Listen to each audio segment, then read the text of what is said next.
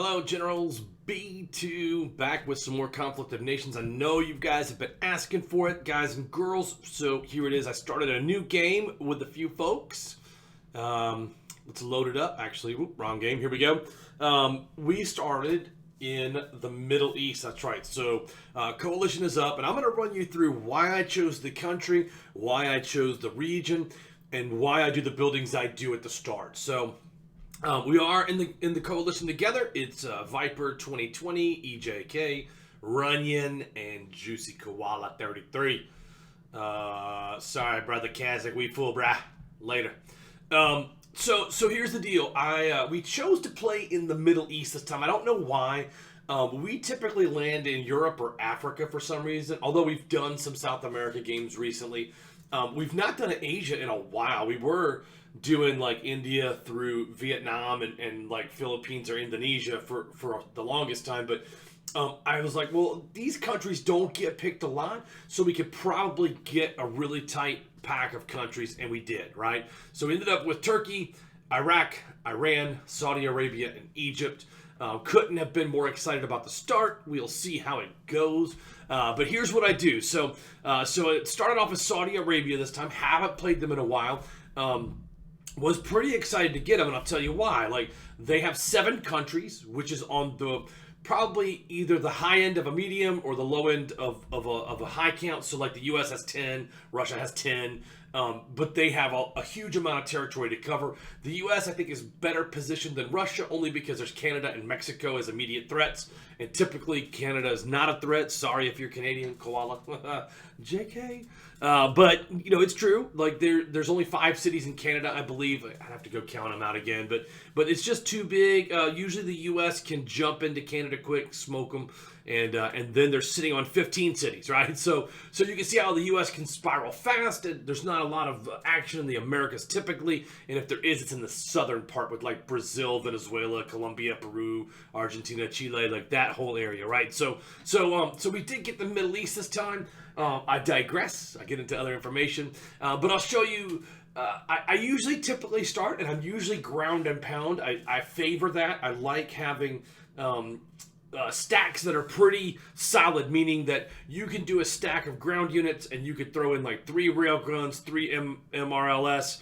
You could throw in 4 infantry, and then you can just pretty much just roll through everything, right? So, and then if you choose to have a team that does air support, so this gives you the flexibility coming out of Saudi to have a decent navy with a port here and a port here, right? So, but that only gives 2 points of entry on your continent too, right? So like people would have to come in through Kuwait, or at the top you have to come in all the way up here to get to these southern places, right? Unless they're going to come through Muscat. But you can see we're going to go for them early. We're going to abandon this one. I don't typically abandon cities that are coastal. I would either move these guys out, which actually I think I'll do just to make sure that we're covered, right? I don't like to abandon my capital, but in a 1x game, you really do have a lot of time to wait. So Juicy's up here as Iran. I always say she, I don't know why, but they're going to come down and take Kuwait, which will give us a defense on that port as well. So I feel pretty secure that Riyadh is not something I would need to defend. So we're moving out. So I'm also going to move these units up here and stack them at the border to take Amman, right? So we're going to come into here and take that particular city just to make sure Israel doesn't. Israel is already at war with Egypt, so that gives me full confidence that Egypt is not coming down into Amman, although they could be. However, if we do engage in Amman and we go into war, then that would be 2-on-1 on the war, which would highly favor our side, right? I'm gonna. You can't land in Mecca. There's no port here, so I'm gonna move Mecca up to cover Tabuk, and then move those guys up. I'll probably just move these guys all the way up the coast and defend up higher, which will give me time. I'm going to explain why I do that, because your second group of forces are coming in. So immediately what I do is I come in and I take out this motorized infantry, right? So you got to research that right out of the bat, because if you're going to move your troops and engage them, you're going to start taking damage. And so you're going to want to be able to reproduce, right? So if you have 7 cities and you start 7 infantry, you're going to go from having like 15 units to having 22 units. So basically, you're going to have a 50% increase in your force, more or less, right? So you want to do that immediately. And then as you get to day 4, you're going to want to upgrade them again. I'll show you why. So you're going to have a 3 and a 3.8 for defense. When you go to this next level, you're going to have a 4 and a 5 defense, right? So you're going to get a 1.2 defense rating right out of the gate, and then another full 1.0 on attack. So let's just play this out on the numbers. If you have a 10 stack, you'll go from a 30 attack to a 40 attack, and you'll go from a 38 defense to a 50 defense, depending on what terrain you're in. I always have to say that because somebody's going to get in the comments and go, but B2, if you're in a tundra zone, you're going to take a minus 25. I get it. I've played the game for a while.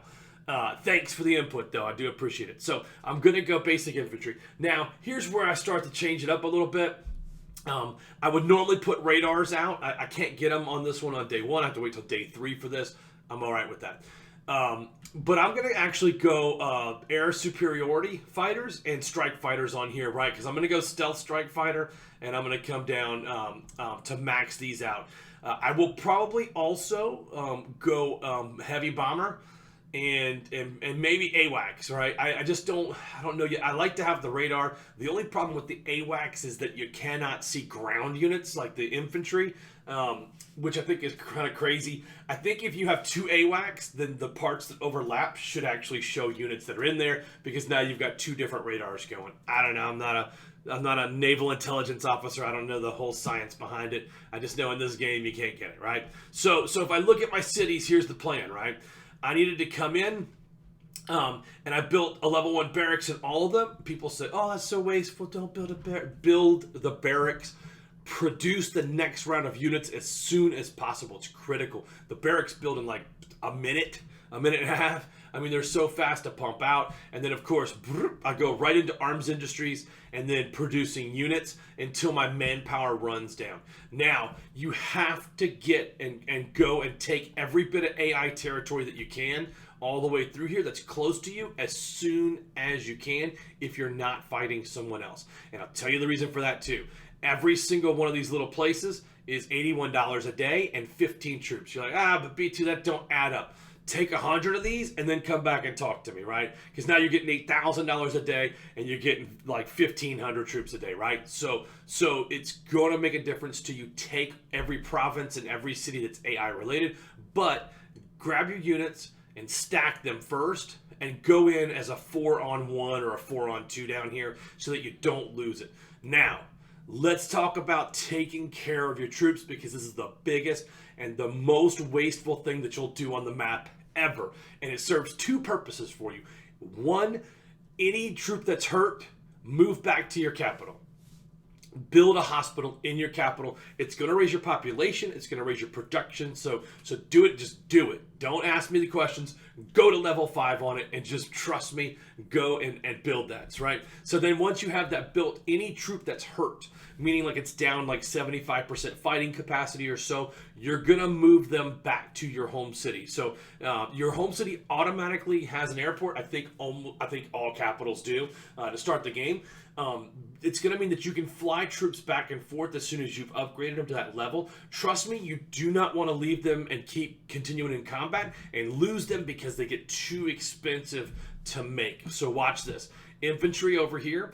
If I go at the beginning level, it takes 650, 350 in supplies, right? So a total of 1,000 supplies to make that. When they're max level and you go to make it, it's going to cost you 1,650 supplies. So an extra 650. Doesn't sound like a lot, but when you start losing 10, 12, 20 infantry over the course, it's going to make a big difference. The other thing that's great about this, and again, because they fly back, like you can just get them back and forth to your cities quick.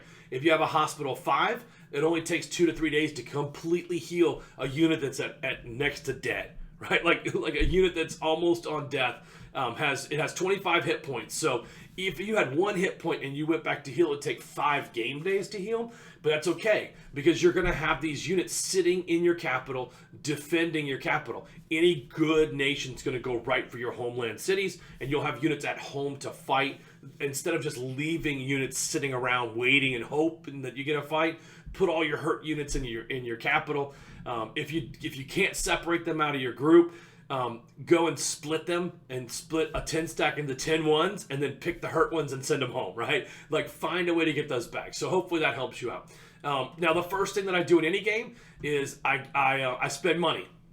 You can see I'm down to 14 grand. Why? Because in 10 hours, I'm gonna have another 4,000. In 10 hours, I'm gonna have another 4,500, right? It's just gonna keep stacking up and stacking up. You're gonna end up having a ton of money. So what you do is you go in and you buy the supplies that you need for your country. Like, look at fuel. Fuel's only 80 an hour. But I'm gonna have to use fuel to build different buildings. So if I go in and look, I'm gonna use fuel to build these arms industries. Well, fuel is cheap right now in the game, right? So I'm gonna pop in here, I'm gonna go in, I'm gonna grab like 4 grand in fuel. That's another building I can build, right? I'm only gonna get 800 every 10 hours, and I just do it off of 10 hours because it's easy to do the math for me. I'm not particularly smart or good at math, right? So anyway, you're gonna want to do that. Excuse me, I've been sick for a couple of days. So now you're going to want to come in here and build just the thing, but you want to keep enough cash to build your next round of buildings, and so you're going to want to let that build up. Remember, at the same time, you're taking provinces and your cash is going to go up. So we're going to keep an eye on this total at $450 an hour because as we continue to film this, I want you to look at that capital expenditure. I want you to see how much money we're making, and then you're going to see. Now, the other thing I do is I go in and I buy the rares right off. So I bought the first 2 top rares. Anybody who goes in now is going to have to spend some serious coin to get these at 17.6. Good luck to you, right? So look, this is the start on here. Now, what you do is you'll find on our server, you can on our Discord, you can actually ping the role looking for teams, right? So I want to show you this. So when we go into ping this on here, there is a role looking for con teams, right? So you can come in here and ping the role and now look for a team to start, right?